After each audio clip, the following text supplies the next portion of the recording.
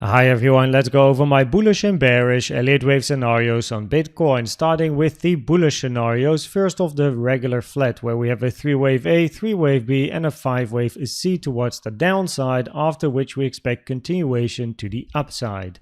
It's a regular flat as wave B retraced to the 0.9 Fibonacci taken from the high to the low of A, and a common target for wave C is between the 1 and the 1.236 trend-based fib extension taken from these pivots here, giving you a target area between 59.7k and 56.6k, with the extension target being 51.6k.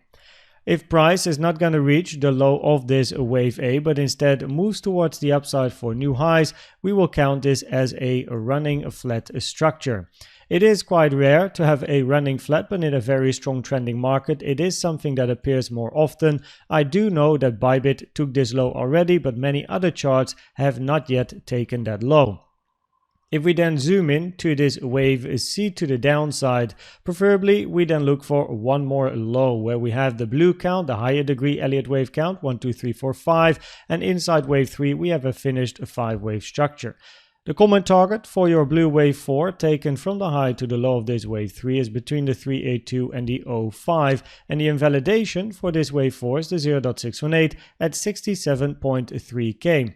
Hitting this level and probabilities increase for price to move to the upside or to continue ranging in this scenario over here where we have a triangle. Here we're looking for a 5-wave sideways corrective structure, A, B, C, D, E, and after E we expect continuation to the upside.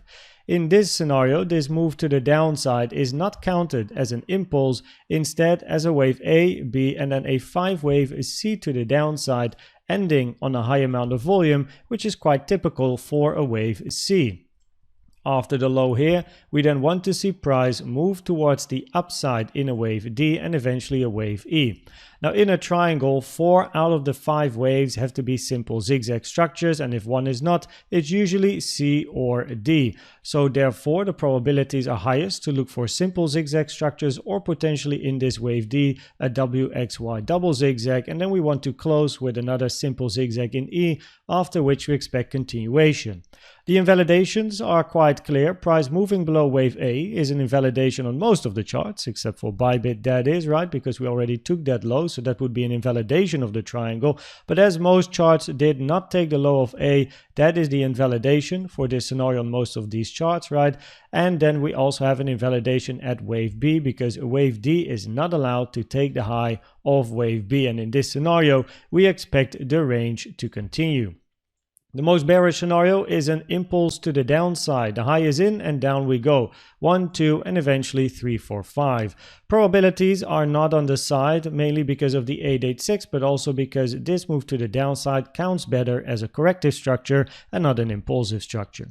The 886 is a very rare target for a wave 2, but it is a common target for a wave B or a wave X, increasing the probabilities that this move to the downside is a wave C or a wave Y, which in turn increases the probabilities for price to move back towards the upside and take this high sooner or later. If we are going to change to very bearish market structure and much lower prices to come, then this over here has to be a triple 1, 2, 1, 2, 1, 2, 1, 2, and we still have a very big wave 3 to the downside to come. As mentioned, probabilities are not on that side though. If we look at the support resistance areas above us, we have a 1-hour order block here above us, 66.7 to 67.2k, and we have an important support resistance area in this range, which is the white box here, 68.2k to 68.6k. If we look at the range, we found support at the value area low. The point of control is above us, 67.2k. Value area high is at 71.2k. Passing the point of control and probabilities increase to move up to the value area high. If we look at my support resistance boxes for a little bit more confluence, we found support here on the white box, very nice indeed. Locally we have a bit of support, 63.9k to 64.1k, and we do have some resistance above us, 68.2 to 69.2k, and here 70.7k to 72k. Passing these resistances and the highs are very likely. CVD divergences, we had some bullish CVD divergences here at the low. All of these already played out. This price took this high over here. So now we remain patient and see what price is gonna give us. And if we look at the probabilities of the different scenarios, then on the number one spot, the highest probabilities go out to the bullish scenarios, the flat/triangle, which is pretty much reflected in the arrows that you see on my chart, either moving directly towards the upside, hitting the 0.618 Fibonacci at 67.3k, invalidating a wave of 4 for a wave 5 to the downside, increasing probabilities to move towards the upside or continue ranging and then move up at a later stage. Or we have the arrow to the downside to finish a wave C in a regular flat and then move up after. Now we are at the lower end of the range. Longs are more interesting than short.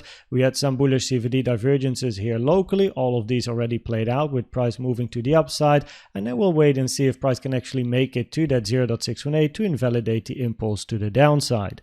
I hope that this video was helpful or valuable to you. Please check out the most recent educational video I've made about the best trading indicator you can use in my opinion, which is the CVD. And for now, thanks for watching and subscribing, and I'd like to see you at the next one. Bye bye.